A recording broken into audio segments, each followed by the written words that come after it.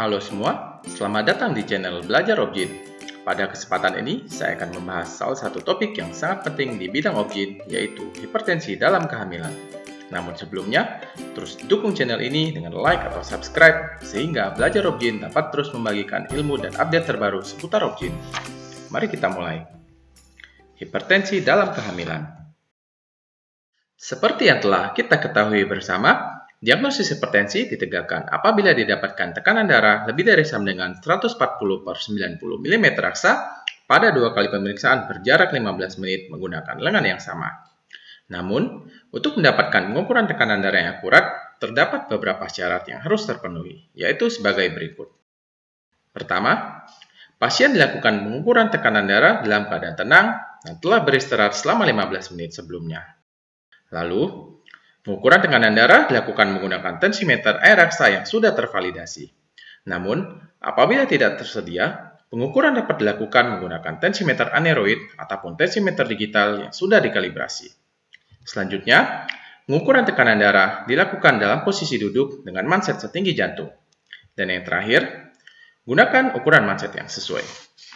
Lalu, apa saja faktor risiko terjadinya hipertensi dalam kehamilan? Menurut PNPK POGI tahun 2016, berdasarkan hasil penelitian dan panduan internasional, faktor risiko dibagi menjadi dua, yaitu faktor risiko sedang dan faktor risiko tinggi. Faktor risiko sedang adalah sebagai berikut. Nulipara, obesitas dengan indeks massa tubuh lebih dari 30, riwayat preeklamsia pada keluarga, usia lebih dari 35 tahun, dan interval kehamilan lebih dari 10 tahun. Lalu, faktor risiko tinggi diantaranya riwayat preeklamsia, kehamilan multiple, riwayat hipertensi kronis, diabetes tipe 1 ataupun tipe 2, riwayat penyakit ginjal, dan penyakit autoimun seperti SLE ataupun antifosfolipid syndrome. Berikut ini adalah terminologi dan diagnosis yang digunakan pada hipertensi dalam kehamilan, diantaranya hipertensi kronis, hipertensi gestasional, superimposed preeklamsia, dan preeklamsia. Supaya tidak membingungkan, mari kita bahas satu persatu. Hipertensi kronis. Hipertensi kronis didiagnosis apabila tekanan darah lebih dari sama dengan 140/90 mm raksa yang teridentifikasi sebelum kehamilan atau sebelum usia kehamilan 20 minggu. Dan hipertensi umumnya akan menetap setelah 12 minggu postpartum. Dan berikut adalah penata laksanaan hipertensi kronis. Penata laksanaan dibagi menjadi dua, yaitu sebelum kehamilan dan saat kehamilan. Penata laksanaan sebelum kehamilan antara lain melakukan konseling tentang risiko hipertensi kronis selama kehamilan, maksimalkan terapi antihipertensi untuk mengontrol tekanan darah sebelum kehamilan, dan disarankan untuk melakukan modifikasi gaya hidup yang terdiri dari restriksi garam dengan maksimal intake 2.300 mg per hari, dan turunkan berat badan pada pasien dengan berat badan berlebih ataupun obesitas. Penata laksanaan saat kehamilan adalah sebagai berikut. Mulai terapi antihipertensi apabila tekanan darah lebih dari sama dengan 160/110. Apabila terdapat bukti kerusakan organ target seperti LVH, insufisiensi ginjal, ataupun trombositopenia dengan trombosit kurang dari 100.000, terapi antihipertensi dapat dimulai pada tekanan darah lebih dari sama dengan 150/100. Dan saat ini, sudah disarankan untuk dilakukan pemberian aspirin dosis rendah, yaitu 75 mg per hari, untuk pencegahan preeklamsia. Pemberian dapat dimulai sebelum usia kehamilan 20 minggu. Dan berikut adalah rekomendasi obat antihipertensi beserta dosis dan perhatian khusus yang penting untuk diperhatikan. Selanjutnya adalah hipertensi gestasional.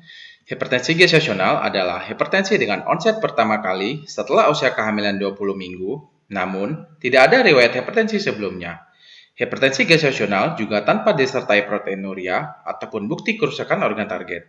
Dan umumnya, tekanan darah akan kembali menjadi normal setelah 12 minggu postpartum. Dan penting untuk diwaspadai bahwa hampir 50% hipertensi gestasional akan berkembang menjadi sindrom preeklamsia. Oleh karena itu, observasi ketat selama kehamilan sangat disarankan, antara lain observasi tekanan darah, proteinuria, dan kerusakan organ target. Lalu, Apabila pada hipertensi kronis terjadi hal-hal berikut ini: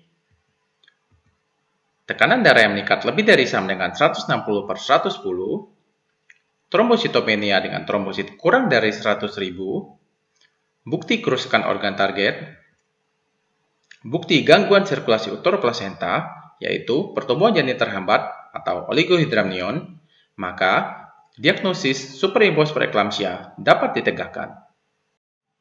Oleh karena itu, preeklamsia adalah hipertensi dengan tekanan darah lebih dari sama dengan 140/90 yang teridentifikasi setelah usia kehamilan 20 minggu, yang umumnya disertai dengan proteinuria yang dibuktikan dengan proteinuria kuantitatif lebih dari 300 mg/24 jam atau pemeriksaan dipstik plus 1. Tetapi, apabila suatu hipertensi tanpa disertai proteinuria namun mengalami salah satu dari syarat di bawah ini, maka diagnosis preeklamsia tetap dapat ditegakkan.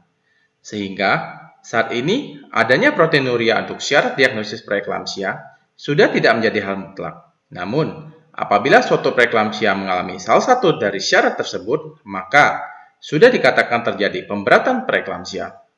Sehingga, preeklamsia yang mengalami gejala pemberatan seperti tekanan darah yang meningkat lebih dari sama dengan 160/110, atau salah satu dari trombositopenia dengan trombosit kurang dari 100.000, peningkatan serum kreatinin, peningkatan serum transaminase 2 kali normal, atau didapatkan nyeri epigastrium, edema paru, gejala neurologi seperti stroke, nyeri kepala dan gangguan visus, dan bukti gangguan sirkulasi uter plasenta, yaitu pertumbuhan janin terhambat atau oligohydramnion, maka diagnosis preeklamsia berat dapat ditegakkan. Agar tidak membingungkan, berikut ditampilkan tabel perbedaan dari preeklamsia tanpa gejala pemberat dengan preeklamsia yang disertai gejala pemberat atau disebut preeklamsia berat. Lalu, terminologi preeklamsia ringan yaitu tekanan darah 140/90 dengan proteinuria positif 1 saat ini sudah tidak digunakan karena setiap preeklamsia merupakan kondisi yang berbahaya dan dapat mengakibatkan peningkatan morbiditas dan mortalitas secara signifikan dalam waktu singkat. Sampai di sini saya membawakan materi mengenai hipertensi dalam kehamilan ini. Semoga dapat berguna untuk kita semua. Materi mengenai preeklamsia, preeklamsia berat, impending eklamsia, dan eklamsia beserta penanganannya akan saya bahas pada materi terpisah. Mohon maaf apabila terjadi kesalahan kata ataupun data pada materi yang disajikan. Karena ilmu yang terus berkembang, apabila terdapat koreksi, dapat disampaikan di kolom komentar. Sumber-sumber yang saya ambil untuk menyusun bahan ini dapat dilihat di kolom deskripsi. Sekian dan terima kasih.